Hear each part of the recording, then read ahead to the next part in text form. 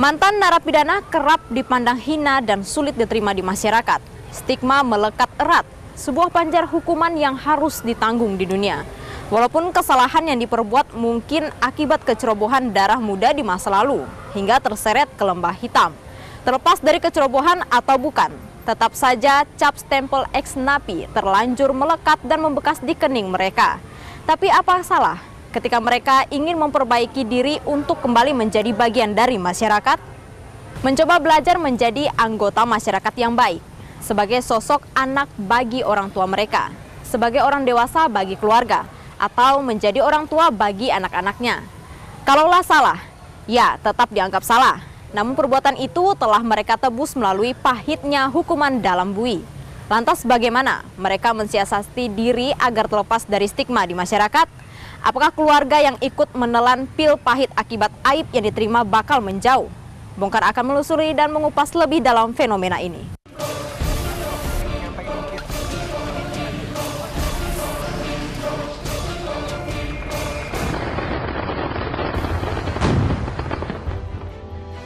Penyalahgunaan narkoba melalui pendekatan hukum kurang efektif. Prosentase efek jera sangat minimal setelah para pecandu mengalami hukuman.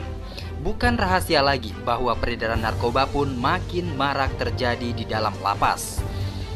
Pada akhirnya, mereka para terhukum tidak jadi jerah, malah menimbulkan komunitas baru. Di saat kecanduan, kondisi tubuh yang ketagihan memang mengalahkan rasio pikiran. Barang-barang berharga dijual, keluarga tak didengarkan dan segala sanksi hukum pun tak diindahkan. Bahkan tak jarang justru terlibat kriminalitas. Semua kalah dengan kebutuhan segera saat tulang sudah linu akibat kecanduan barang haram ini. Hingga pada akhirnya mereka harus berjudi dengan nyawa. Terasing, perasaan senasib sepenanggungan menjadi penyebab mengapa mereka pada akhirnya lagi-lagi tidak mampu berpikir secara baik. Mulai sih menggunakan coba-coba sih. Gara-gara coba-coba. Diajak teman. Bang, setelah terlibat bang, gimana tanggapan orang? Tanggapan orang, rata-rata orang musuh semua sama aku. Orang yang tahu musuh semuanya bang ya?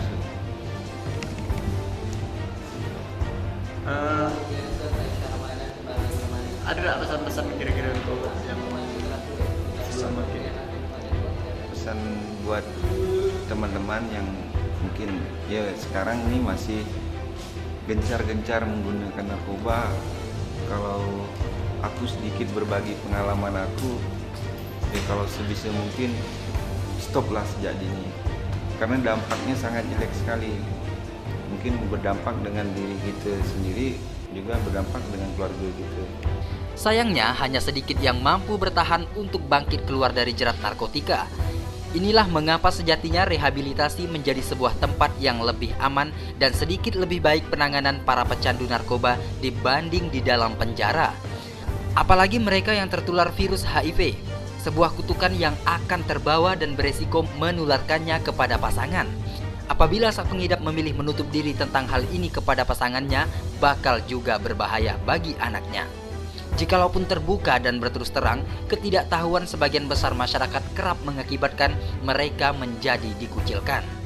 Akibatnya, seringkali para pecandu mengucilkan diri sebagai cara atau upaya penebusan diri atas dosa mereka di masa lampau. Efek stigma masyarakat yang berdampak terhadap psikologis mereka yang berkepanjangan. Daripada orang-orang narkoba ini, arahnya tetap juga di kriminal. Kenapa? Dia akan mendapatkan barang ini kan tentunya mencari duit. Duit tak punya, minta sana kemari tidak dapat, akhirnya dia mencuri. Banyak yang terjadi. Oleh karena itu, korban-korban ini perlu kita bantu dan kita sembuhkan mereka. Jangan sampai dia melakukan tindakan kriminal. Seperti itu.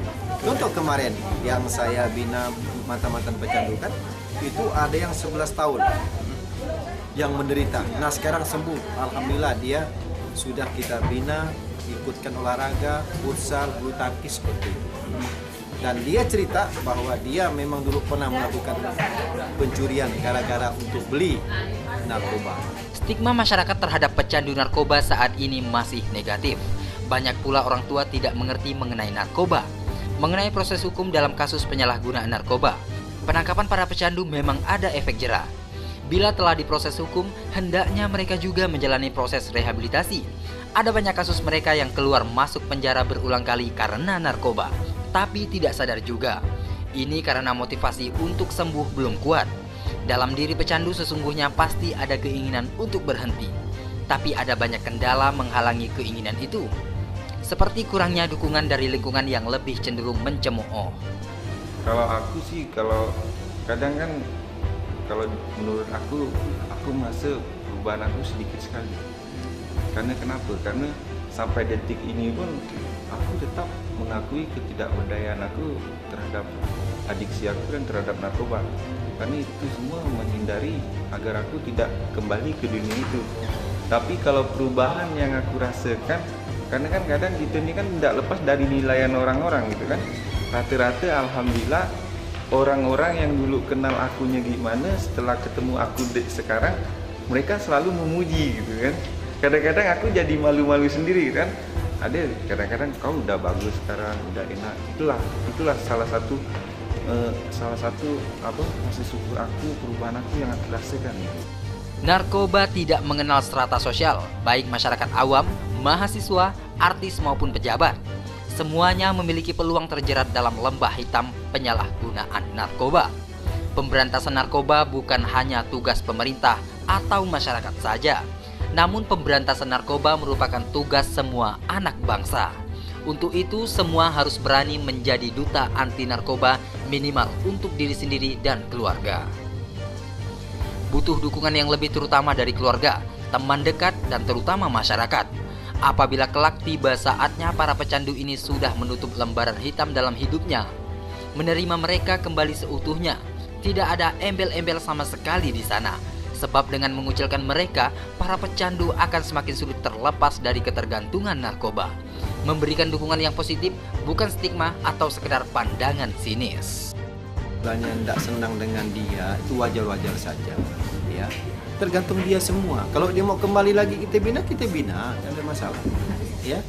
Wajar itu. Namanya orang itu mau baik kan banyak yang nggak senang juga kadang-kadang kan. Nah itu. Tapi kita setiap menampung. Kalau dia mau minta bina lagi, kita bina.